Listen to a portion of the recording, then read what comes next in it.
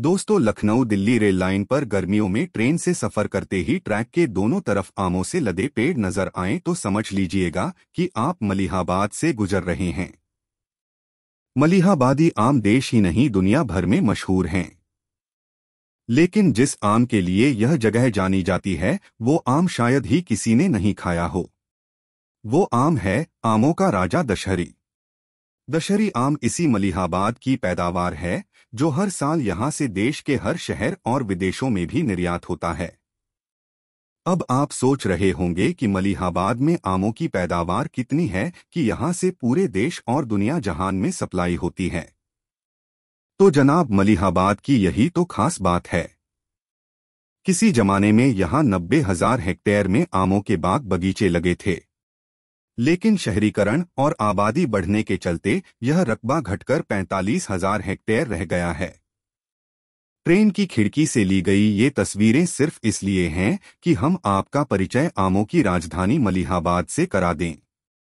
यहाँ दशकों से बड़े पैमाने पर आम की पैदावार और कारोबार होता आया है।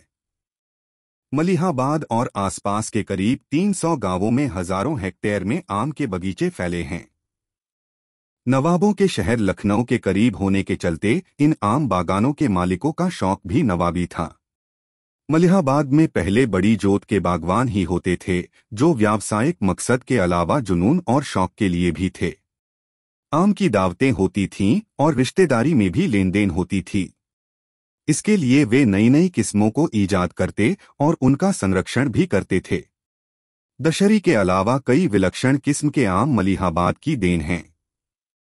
करीब 1 किलो वजन वाला हाथी झूल, जल्दी पकने वाला सुरखा बर्मा और चूसा जाने वाला स्वादिष्ट आम गिलास यहीं से निकले हैं।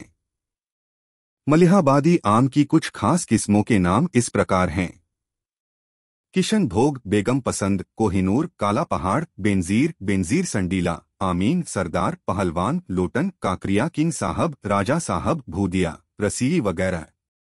चौसा, फजली, जौहरी, सफेदा किस्में भी यहाँ उगाई जाती रही हैं। मलिहाबादी आम की ऐसी ही करीब 300 प्रजातियां अब खत्म होने के कगार पर हैं। इसकी वजह बागवानी का छोटा होता रकबा और थोक बाजार में इनकी अच्छी कीमत न मिल पाना है। विलुप्त होती इन प्रजातियों के संरक्षण के लिए कुछ सरकारी और गैर सरकारी प्रयास भी किए गए हैं, लेकिन आम उत्पादकों की कई अन्य समस्याएं भी हैं। मलिहाबाद देश के आम क्षेत्रों में सबसे बड़ा है। यहाँ आमों की बागवानी अधिकतर अफरीदी पठानों के वंशजों के स्वामित्व में है, जो लगभग 200 साल पहले अफगानिस्तान के खंदर क्षेत्र से यहाँ आए थे।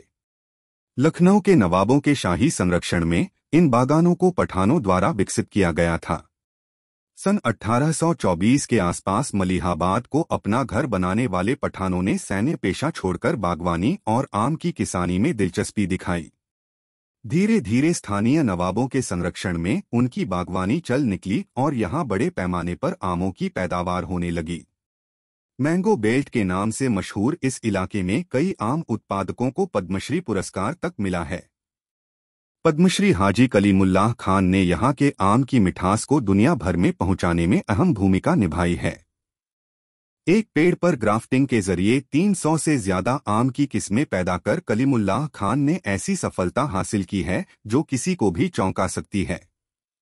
लेकिन हाल के वर्षों में आम उत्पादक कई चुनौतियों से परेशान हैं। एक तो जलवायु परिवर्तन और कीटों के चलते फसलों को काफी नुकसान पहुंचा है। आमों को कई नई बीमारियां भी लग रही हैं। इसके अलावा शहरीकरण के चलते बगीचे काटकर घर बनाने का चलन बढ़ा है। इससे भी पैदावार घटी है। चूंकि पहले जगह जमीन ज्यादा थी, ऐसे में कई बड़े किसान शौकिया तौर पर भी आम उगाते और नवाबों से लेकर रिश्तेदारों तक को उपहार भेजने में खपा देते थे। लेकिन अब ग्लोबलाइजेशन के बाद आमों की मार्केटिंग में भी प्रतिस्पर्धा बढ़ी है। उत्पादन और ट्रांसपोर्टेशन लागत बढ़ने से भी यह बहुत फायदे का पेशा नहीं रह गया है। यही कारण है कि मलिहाबादी आमों के बागान छोटे होते जा रहे हैं। खैर, उम्मीद करते हैं कि आपने उन बागानों का नजारा ले लिया जिसके आम हर साल आपके घर तक पहुंचते रहे हैं। दोस्तों, यह वीडियो पसंद आया हो तो इसे लाइक, शेयर और सब्सक्राइब जरूर करें।